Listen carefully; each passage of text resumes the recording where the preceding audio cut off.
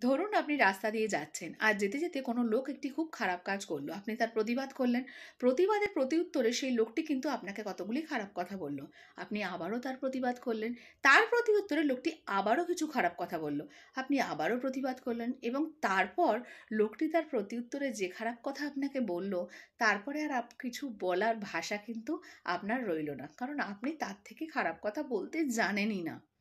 এরকম করেই আমাদের জীবনে এমন কিছু মানুষ আছেন যারা আমাদের জীবনের সত্যতা না জেনেই আমাদের কাজকর্ম, খাওয়া দাওয়া, পোশাক আশাক, এমনকি তারা আমাদের চিন্তার মধ্যেও প্রবেশ করে এবং তারা তাদের নিজেদের জায়গা থেকে আমাদেরকে বিচার করে এবং তারা আমাদের কাজের ঠিক ভুল বিচার করে। তারা অন্যের কাছে গিয়ে আমাদের নামে তীব্র নিন্দা করে, অথচ আপনার সামনে এসে কিছু বলে না।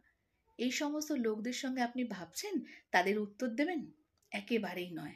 এই লোকগুলোর সঙ্গে যদি আপনি নোংরায় না নামতে পারেন, তাহলে আপনার উত্তর দেওয়ার কিন্তু কোনো মূল্য থাকবে না। ফলে লোকগুলোর কোনো প্রশ্নের কোনো উত্তর দেওয়া আপনার প্রয়োজন নেই। জানবেন, এই লোকগুলোর উত্তর হলো নীরব থাকা কিংবা নোংরামিতে নামা।